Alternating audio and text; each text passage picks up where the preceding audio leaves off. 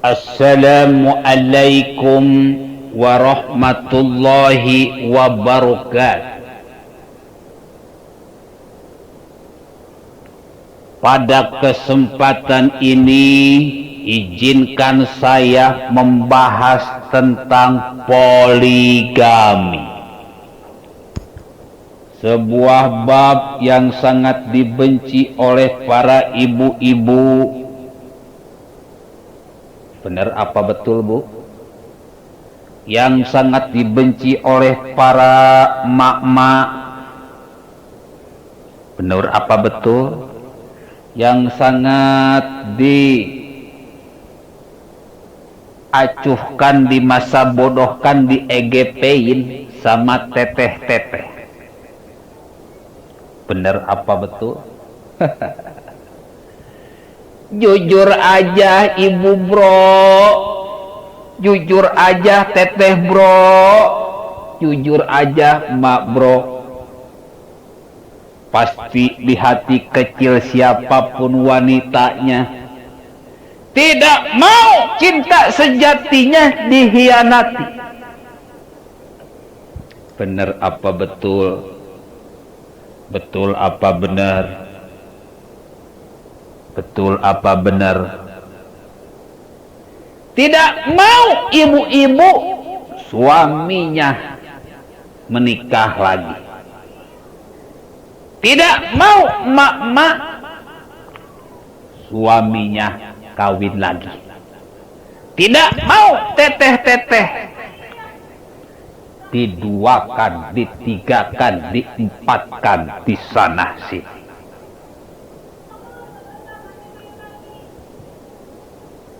Apakah ini Quran yang salah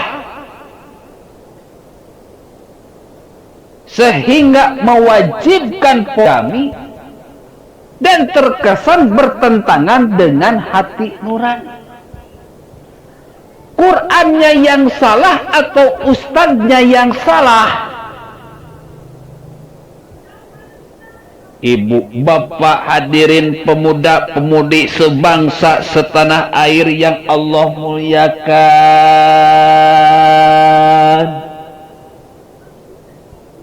Allah berfirman dalam Al-Quran. Allah berfirman dalam Al-Quran. Kata Allah, Syahrul Ramadhan alladzi unzila fihil Qur'an hudal linnas. Al-Quran ini diturunkan ke dunia pada bulan Ramadan supaya menjadi petunjuk pada manusia, bagi manusia menjawab semua pertanyaan manusia, menjawab semua permasalahan manusia, agar manusia hidup di dunia mudah dan mendapatkan kebahagiaan di akhirat.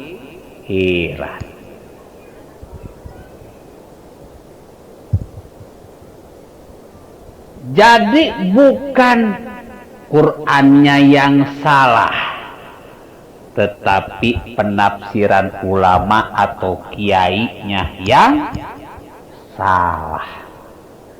Makanya bapak-bapak, ibu-ibu, hadirin pemuda-pemudi sebangsa setanah air, kalau ngaji itu harus dengan ulama yang tahu isi, yang tahu jeroan. Karena duren itu yang enak bukan cangkangnya, tapi isinya bener apa betul. Karena buah jeruk itu yang enak bukan cangkangnya, tapi isinya. Bener apa betul? Buah pepaya pun yang enak bukan cangkangnya, tapi isinya. Ya Bu, bapak-bapak, hadirin pemuda-pemudi sebangsa setanah air,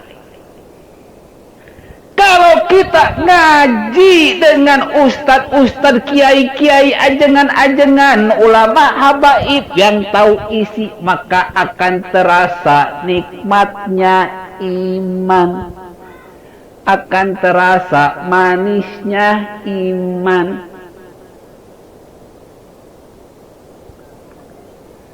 Sehingga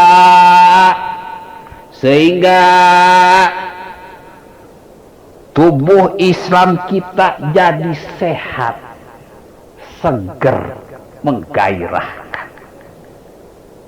Tapi kalau kita ngaji dengan ustaz cangkang, maka akan dikit-dikit peterangsang, lihat janda kembang langsung menyerang, langsung menerjang, langsung janda kembang tersebut mengembang.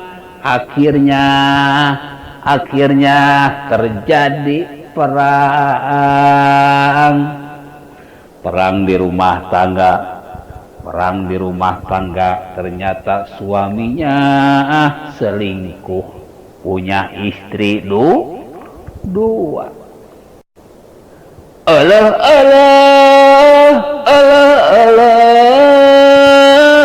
Akhirnya terjadi pertunjukan piring terbang, sapu terbang, sendok terbang, panci terbang, amuing anaki. Terjadi perang lebih dahsyat dari perang Korea. Akhirnya rumah tangga gempar, tetangga gempar. Ada yang masuk ke medsos, se-Indonesia gempar, seluruh dunia gempar.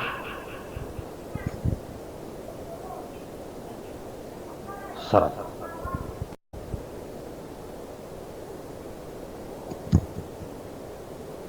Kalau ngaji dengan ustaz cangkang ya seperti itu. Iman jadi acak-acakan, Islam jadi aut-autan, keluarga kita jadi berantakan, anak-anak kita jadi berandalan. Na'udzubillah tsumma na'udzubillah. Mari kita bahas dalam Al-Quran. Allah Subhanahu wa ta'ala berfirman, bismillahirrahmanirrahim, fankihu ma tobalakum minan nisa masna wa thulatha wa ruba'. Kawinilah perempuan-perempuan yang kamu senangi, 2, 3 atau 4. Ini perintahnya ibu-ibu, bapak-bapak, hadirin pemuda-pemudi sebangsa setanah air. Ini baru teori, ini baru cangkang, belum digali. Kalau mau jujur,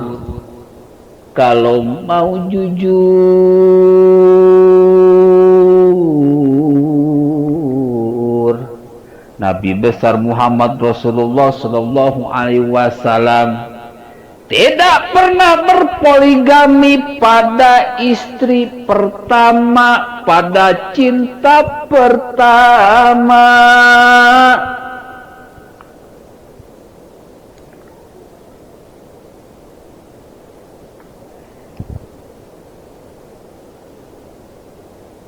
Jadi Rasulullah Sallallahu Alaihi Wasallam tidak berpoligami pada cinta pertama. Kulucu malati nuayadi taman-taman sari. Kulucu neng putri, anak bungsu putri napa haji. Ku lucu malati nu aya di taman-taman sari, tak ada poligami pada cinta yang sejati. Jadi Rasulullah Shallallahu Alaihi Wasallam tidak berpoligami pada cinta pertama. Jadi kalau bapak-bapak, ibu-ibu, hadirin pemuda-pemudi sebangsa setanah air, kalau mau benar-benar sunnah kepada Nabi, ini ahli sunnah wal jamaah bukan, ibu-ibu ahli sunnah wal jamaah bukan, bapak-bapak ahli sunnah wal jamaah bukan, akan-akan teteh-teteh pemuda-pemudi ahli sunnah wal jamaah bukan. Kalau ahli sunnah wal jamaah mengikuti sunnah, maka tidak ada poligami pada cinta pertama, pada istri pertama yang merupakan cinta pertamanya. Nabi tidak berpoligami pada cinta pertama, maka kita pun tidak berpoligami pada istri sebagai cinta pertamanya. Ibu, bapak, hadirin pemuda-pemudi sebangsa setanah air. Lalu kapan Nabi besar Muhammad Rasulullah Sallallahu Alaihi Wasallam berpoligami? Nabi besar Muhammad Rasulullah Sallallahu Alaihi Wasallam berpoligami ketika Siti Khadijah sebagai istri pertamanya sudah wafat. Punya anak 6. Enggak ada yang ngurus.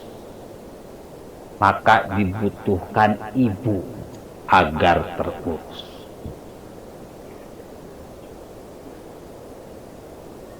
Nabi besar Muhammad Rasulullah Sallallahu Alaihi Wasallam berpoligami dengan Siti Saudah.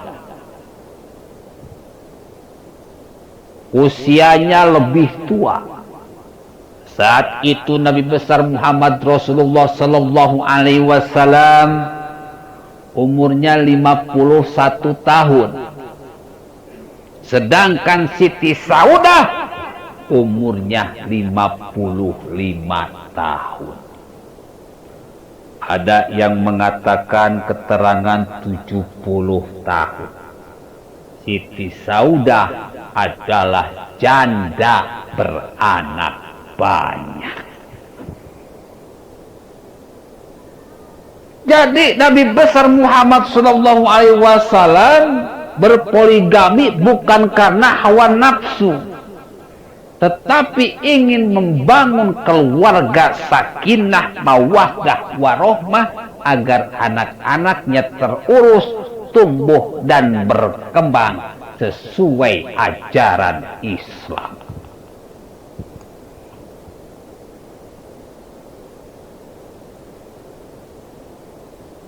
Dalam perjuangan hijrah,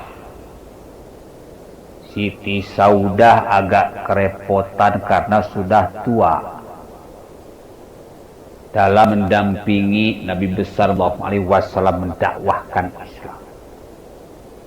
Akhirnya diizinkanlah berpoligami dengan Siti Aisyah yang umurnya jauh lebih muda, dengan harapan membantu perjuangan Nabi besar Muhammad Rasulullah Sallallahu Alaihi Wasallam dalam mendakwahkan Islam.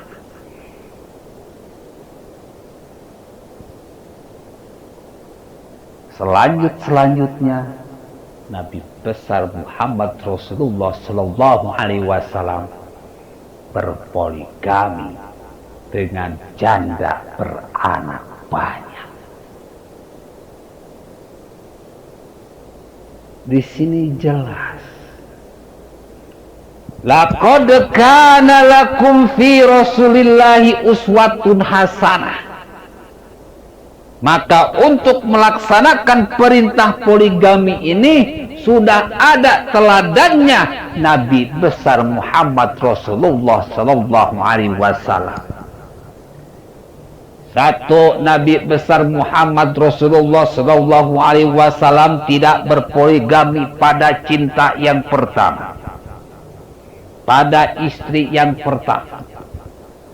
Yang kedua, Nabi besar Muhammad Rasulullah Sallallahu Alaihi Wasallam berpoligami karena dia sudah menjadi seorang budak beranak banyak, supaya keluarganya sakinah mawaddah warahmah, maka dia pun menikah dengan janda yang umurnya lebih tua yang beranak banyak pula. Yang ketiga, Nabi besar Muhammad Rasulullah Sallallahu Alaihi Wasallam berpoligami karena Siti Saudah sudah kerepotan mendampingi Rasulullah Sallallahu Alaihi Wasallam dalam berdakwah. Jadi nggak asal-asalan, semuanya ada syaratnya, semuanya ada alasan. Tapi kalau kita ngaji pada ustadz-ustadz cangkang yang penafsirannya cangkang, hatinya gak punya isi, otaknya gak punya isi, lisannya gak punya isi, perbuatannya gak punya isi, akhirnya menghalalkan poligami saenae dewe. Padahal contohnya gak seperti itu. Istrinya di rumah, dia berpoligami dengan seorang wanita ketika berada di Jakarta. Menikah tanpa izin istri katanya sah. Kalau menikah datang lagi ke Surabaya, menikah lagi dengan wanita di Surabaya tanpa izin istri katanya sah. Sampai 4 kali menikah di suatu tempat dengan seorang wanita tanpa izin istri katanya sah. Kalau mau aman katanya cerai 1, nikah lagi 1, cerai 1, nikah lagi 1. Itu namanya unlimited edition dalam berpoligami. Ini ayat Quran jadi permainan, ayat Quran jadi olok-olokan, ayat Al-Quran diinjak-injak, contohnya diinjak-injak, sunnahnya diinjak-injak.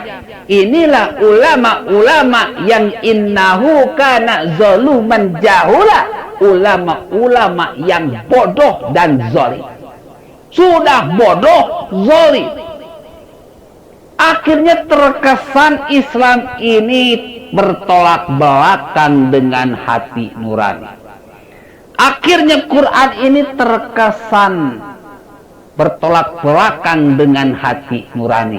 Padahal Al-Quran ini merupakan petunjuk, jawaban dari semua pertanyaan yang dipunyai manusia, sehingga tidak mungkin bertolak belakang dengan hati nurani manusia. Jadi yang salah jelas bukan Qurannya, tapi ulama cangkang yang menafsirkannya secara cangkang. Hatinya tak punya isi, lisannya tak punya isi, otaknya tak punya isi, perbuatannya tak punya isi. Billahi taufiq wal hidayah.